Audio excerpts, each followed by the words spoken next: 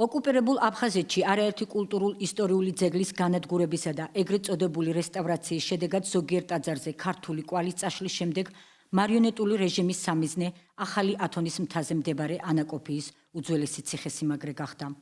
ანაკოფიის უნიკალური კომპლექსი მრავალი ნაგებობისგან შედგება და მორწმუნეებისა და დამთვალიერებლებისთვის განსაკუთრებით ხირებულებას წარმოადგენდა ტაძრის საკურთხევლის კედელი, რომელშიც ჩაშენებული იყო ისტორიული არტეფაქტები. საზოგადოების გაკვირვება და შეშფოთება გამოიწვია სოციალურ ქსელში გავრცელებულმა ინფორმაციამ ტაძრის ფრაგმენტებისა და ისტორიული ფილების დემონტაჟის შესახებ. საკურთხევლის კედლიდან არტეფაქტების დემონტაჟის ფაქტმა ისტორიკოსი და არქეოლოგი ნატალია მილოვანოვაც შეაშფოთა. არქეოლოგმა სოციალურ ქსელში გამოაქვეყნა წერილი სათაურით განწირული ანაკოფია. ნატალია მილოვანოვა ატყობინებდა საზოგადოებას, რომ ეგრეთ წოდებული სახელმწიფოს მიერ დაცული ობიექტის საკურთხევლის კედელი განადგურებულია. საზოგადოება აღაშფოთა მეთოდებმა, რომლითაც იყო განხორციელებული ანაკოფიის კომპლექსში ეს უკანონო ქმედება. ამასთანავე არქეოლოგი მილოვანოვა გამოქვეყნებულ წერილში ამ ვანდალიზმის ჩამდენთა კომერციულ ინტერესებს უსვამს ხაზს. თანამედროვე მსოფლიო სხვადასხვა ცივილური მეთოდებით, კამერებით, სიგნალიზაციით იცავს თავის კულტურულ მემკვიდრეობას. ანაკოფიის ისტორიულ-კულტურული ნაკრძალის ეგრეთ წოდებულმა დირექტორმა ალხას არგუნმა კი ასე ვთქვათ, ძეგლის დაცვის თავისებური გზა პირდაპირ დემონტაჟი აირჩია.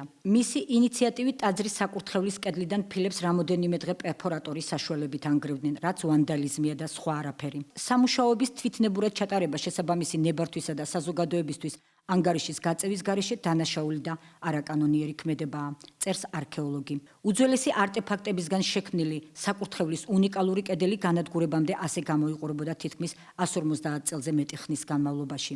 მე-5-მე-10 საუკუნეების ადრე ქრისტიანული და შუა საუკუნეების რელიეფური ქვები მე-19 საუკუნეში ათონელმა ბერებმა შეკრიბეს და ისტორიული კედელი ააგეს.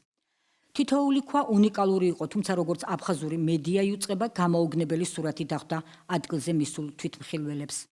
ნათლად ჩანს ქვის ნატეხები, რომელიც ამომტრეულია პერფორატორით.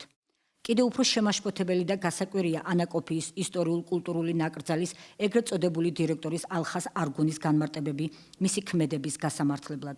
როგორც იგი აღნიშნავს, ანაკოფიის უნიკალური ძეგლი თურმე არასწორად ყოფილა აშენებული. გაუგონარ ვანდალიზმს კი ნაკრძალის ეგრეთ წოდებული დირექტორი ძეგლის გადარჩენის მიზნით ხსნის და იქვე განმარტავს, რომ ძეგლი ტურისტებისგან გადაარჩინა და დე-ფაქტო აფხაზეთის მუზეუმში გადაიტანა. ალხას არგუნი აცხადებს, რომ ნებართვის შესახებ მან ეგრეთ წოდებული კულტურის სამინისტროს ხელმძღვანელობას მიმართა, მაგრამ მათგან პასუხი არ მიიღო.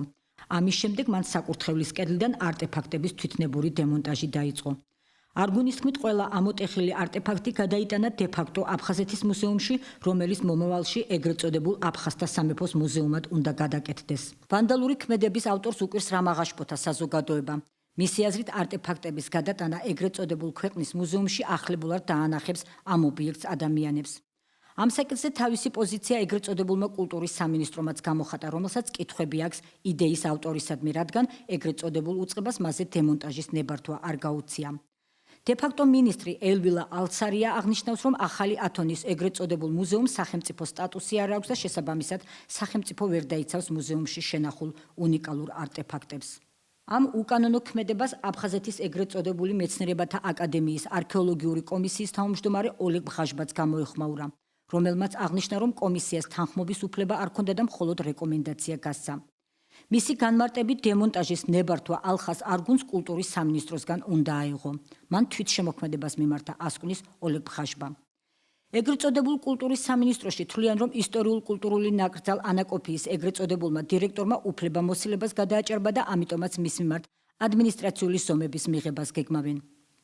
ეგრეთ წოდებული უწყება სისხლის სამართლის კოდექსში ცვლილებების შეტანის ინიციატივითაც გამოდის, რათა მომავალში ისტორიულ-კულტურული ძეგლების დაზიანებისთვის დამნაშავეთა მიმართ სისხლის სამართლის საქმე აღიძრას. მსგავსი ფაქტების განსახილულად სპეციალური კომისიაც შეიქმნა. შეგახსენებთ, რომ ანალოგიური კომისია წებელდის მრავალსაუკუნოვანი ისტორიული ძეგლის განადგურების შემდეგაც შეიქმნა. მაშინ აფხაზური საზოგადოების პროტესტს მხოლოდ სამუშაოების დროებითი შეჩერება მოყვა. დე-ფაქტო ხელისუფალ დამნაშავეები კი ამ დრომდე არ გამოუვლენიათ.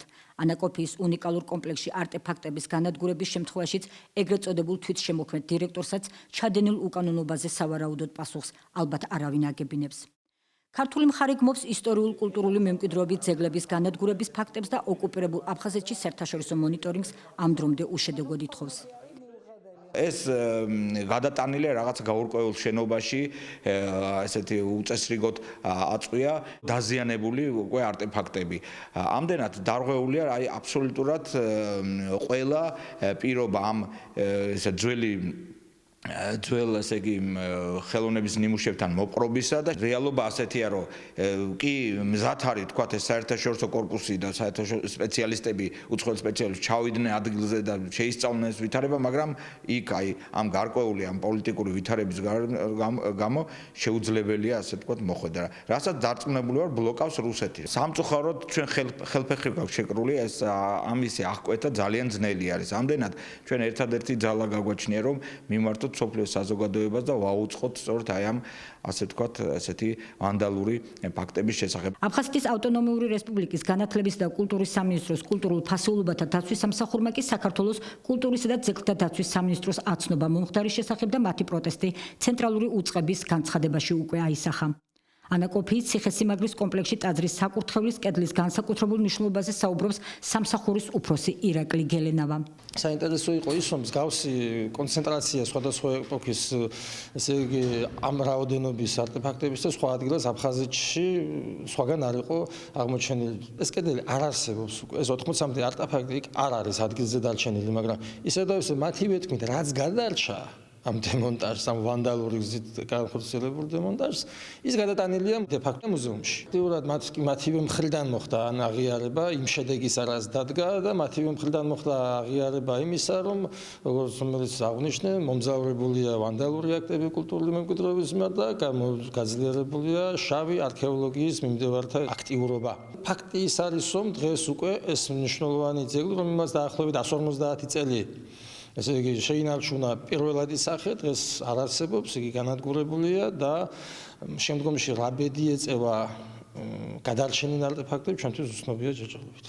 მიუხედავად იუნესკოს ევროკავშირის მუზეუმების საერთაშორისო კომიტეტის იკომის მსგავს ფაქტებზე არაერთი პროტესტისა საოკუპაციო რეჟიმი და ეგრეთ წოდებული ხელისუფლება აგრძელებენ თვითნებურ და უკანონო ქმედებებს ოკუპირებულ ტერიტორიებზე. როგორც ირაკლი გელენავა ამბობს, საოკუპაციო რეჟიმის მორიგი სამიზნე გალის რაიონის სოფელ ჭუბურხინჯის წმინდა გიორგის სახელობის ეკლესია გახდა, სადაც ეგრეთ წოდებული სარესტავრაციო სამუშაოების შედეგად ქართული კვალი წაშალეს და ტაძარს ძველი იერსახე შეუცვალეს. პირდაპირ ზემოქმედების ბერკეტებს მოკლებულია ქართული მხარე და ბუნებრივია შესაბამისად აფხაზეთის ლეგიტიმური ხელისუფლების ორგანოები ერთადერთი შეფერხების შესაძლებლობას ჩვენ ხედავთ მხოლოდ საერთაშორისო თანამეგობრობის ინტენსიურად ინფორმირებითა და მათი გააქტიურებითა და მათი ჩართულობით აუცილებელია აფხაზეთის ტერიტორიაზე საერთაშორისო ექსპერტთა ჯგუფის ესე იგი მონიტორინგის მიზნით ჩასვლა, რომელიც ჯერჯერობით ვერ ეწევა შეთანხმება და ვერ ხერხდება. ოკუპირებულ აფხაზეთში ინტენსიურად მიმდინარე ისტორიის გაყალბებით ისტორიულ კულტურულ ძეგლებზე ქართული კვალის წაშლით საოკუპაციო რეჟიმი ცდილობს ისტორიული წარსულის მოსპობას.